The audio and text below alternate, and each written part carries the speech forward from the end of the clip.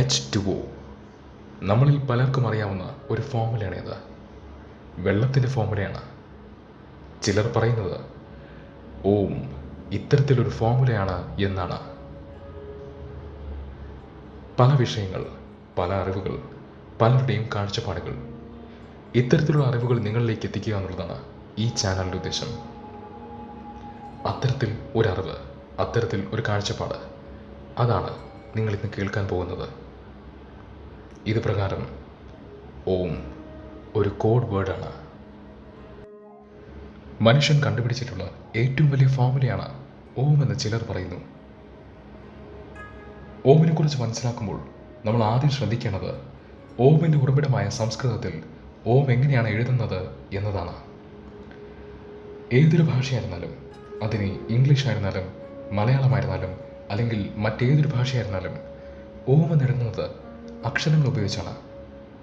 ഇംഗ്ലീഷിൽ AUM എന്ന അക്ഷരങ്ങൾ ഉപയോഗിച്ച് ഓം എന്നെഴുതുന്നു. ഇതുപോലെ മറ്റു ഭാഷകളിൽ ആ ഭാഷയിൽ അക്ഷരങ്ങൾ ഉപയോഗിച്ച് ഓം എന്നെഴുതാം. എന്നാൽ സംസ്കൃതത്തിൽ ഇങ്ങനെയല്ല. സംസ്കൃതത്തിൽ ആവശ്യത്തിനുള്ള അക്ഷരങ്ങൾ ഉണ്ടെങ്കിലും ഓം എന്നെഴുതാൻ സംസ്കൃതം ഉപയോഗിക്കുന്നത് അക്ഷരങ്ങളല്ല, മറിച്ച് ഒരു ചിഹ്നമാണ്, ഒരു സിമ്പിൾ.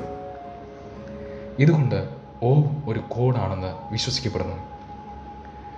ഇതുകൊണ്ട് തന്നെ സംസ്കൃതത്തിലെ ഓമിന് സത്യത്തിൽ മറ്റു ഭാഷകളിലേക്ക് തർജ്ജമ ചെയ്യാൻ സാധ്യമല്ല. കാരണം ഓം വെറുമൊരു വാക്കല്ല, അതൊരു സിമ്പിളാണ്, അതൊരു ചിഹ്നമാണ്. ഓം എന്ന ചിഹ്നത്തിൽ 4 കാര്യങ്ങൾ അടങ്ങിയിരിക്കുന്നു. ഈ 4 കാര്യങ്ങളിൽ ആദ്യത്തെ 3 നിങ്ങളിൽ പലർക്കും അറിയാവുന്നതാണ്. ഈ 3 കാര്യങ്ങളും 4ാമത്തതും കൂടി ചേർന്നതാണ് ഓം. ആദ്യത്തെ 3 ശബ്ദങ്ങളാണ്, ബേസിക് ശബ്ദങ്ങൾ. ആ, ഉ, മ. ഈ 3 ശബ്ദങ്ങളെ ബേസിക് ശബ്ദങ്ങൾ എന്ന് വിളിക്കാൻ വളരെ വലിയൊരു കാരണമുണ്ട്. നമുക്കറിയാവുന്ന ബാക്കി എല്ലാ ശബ്ദങ്ങളും സത്യത്തിൽ ഈ 3 ബേസിക് ശബ്ദങ്ങളുടെ കോമ്പിനേഷനാണ്, പലതരത്തിലുള്ള മിക്സ്ചേഴ്സാണ്. ഇത് പരീക്ഷിക്കാൻ ഒരു വഴിയുണ്ട്. നിങ്ങളുടെ നാവനക്കാതെ നിങ്ങൾ ശബ്ദമുണ്ടാക്കാൻ നോക്കൂ. 3 ശബ്ദങ്ങളെ നിങ്ങൾക്ക് സൃഷ്ടിക്കാൻ സാധിക്കുകയുള്ളൂ. ആ, ഉ, മ അല്ലെങ്കിൽ നമുക്കറിയാവുന്ന ബാക്കി എല്ലാ ശബ്ദങ്ങളും ഈ 3 ശബ്ദങ്ങളെ കുഴച്ചും മറിച്ചും ഉണ്ടാക്കുന്നതാണ്. ഈ ജോലി ചെയ്യുന്നത് നാവാണ്. മൃഗങ്ങളുടെ കരച്ചിലുകളിൽ പോലും ഈ 3 ശബ്ദങ്ങളിൽ ഏതെങ്കിലും ഒന്ന് നമുക്ക് കേൾക്കാൻ സാധിക്കുന്നു. ഇതുകൊണ്ട് തന്നെ ഇവരെ ത്രിമൂർത്തികൾ എന്നാണ് വിളിക്കുന്നത്. യഥാർത്ഥ ത്രിമൂർത്തികൾ, ശബ്ദത്തിൻ്റെ ത്രിമൂർത്തികൾ, ദ ട്രിനിറ്റി ഓഫ് സൗണ്ട്സ്. ഓമിൽ അടങ്ങിയിരിക്കുന്ന ആദ്യത്തെ 4 കാര്യങ്ങളിൽ നിങ്ങൾ പരിചയപ്പെട്ടു. 4ാമത്തെ കാര്യം എന്താണ്?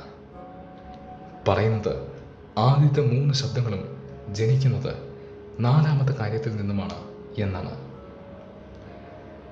ഓമിലെ 4ാമത്തെ കാര്യം സത്യത്തിൽ കേൾക്കാൻ സാധിക്കുന്ന ഒന്നല്ല, കാണാൻ സാധിക്കുന്ന ഒന്നല്ല, പക്ഷെ തീർച്ചയായും അനുഭവിക്കാൻ സാധിക്കുന്ന ഒന്നാണ്. ഇതിനെ റെപ്രസെൻ്റ് ചെയ്യാൻ ഉപയോഗിക്കുന്നത് ഒരു കുത്താണ്, ഒരു ഡോട്ട്. അനുസ്വർ അഥവാ അനുസ്വരം എന്നതറിയപ്പെടുന്നു. ഒളിഞ്ഞിരിക്കുന്ന ഒരു ക്ഷേത്രത്തിലോ അല്ലെങ്കിൽ ഒരു പള്ളിയിലോ, അതൊന്നുമല്ലെങ്കിൽ പുതുതായി നിർമ്മിച്ച ഒഴിഞ്ഞിരിക്കുന്ന ഒരു വീട്ടിലോ നിങ്ങൾക്കിത് പരീക്ഷിച്ച് നോക്കാമെന്നാണ്. ഇവിടെ നിന്ന് നിങ്ങൾ ഓം ഓം എന്ന് ജപിക്കുക. എന്നിട്ട് പെട്ടെന്ന് ജപിക്കുന്നത് നിർത്തുക. പിന്നെ നിങ്ങൾക്ക് ഒരു ശബ്ദവും കേൾക്കാൻ സാധിക്കില്ലെങ്കിലും ഒരു മുഴക്കം അനുഭവിക്കാൻ സാധിക്കും, ഒരു വൈബ്രേഷൻ ഫീൽ ചെയ്യാൻ സാധിക്കും. ഇത് തന്നെയാണ് 4ാമത്തെ കാര്യം, ശബ്ദമില്ലാത്ത ശബ്ദം.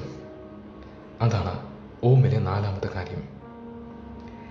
സെന്നിനെ കുറിച്ച് പരിചയമുള്ളവർക്ക് ചിലപ്പോൾ ഈ ഒരു വാക്ക് കേട്ടിട്ടുണ്ടാവും, the sound of 1 hand clapping.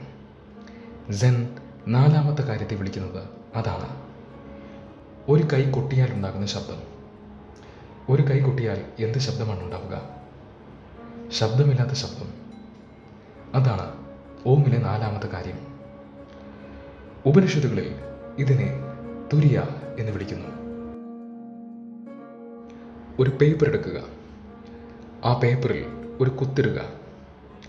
കുത്തിൻ്റെ പുറത്തുകൂടെ ഒരു സർക്കിൾ അഥവാ ഒരു വൃത്തം വരയ്ക്കുക.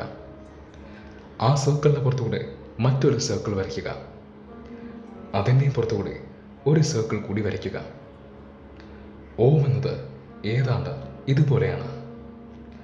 ഏറ്റവും പുറത്തുള്ള സർക്കിളാണ് ആ. രണ്ടാമത്തെ സർക്കിളാണ് ഉ.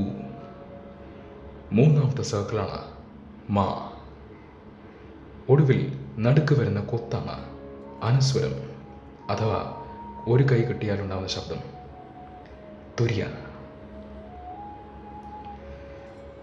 ഉപനിഷത്തിലെ 4 അവസ്ഥകളെക്കുറിച്ച് അറിയാത്തവർക്കായി പറയട്ടെ. ഉപനിഷത്തിൽ പറയുന്നത് ഒരു മനുഷ്യന് 4 അവസ്ഥകൾ ഉണ്ടാകാം എന്നാണ്.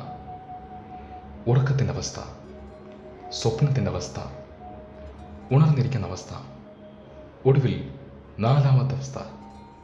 അതാണ് തുര്യ.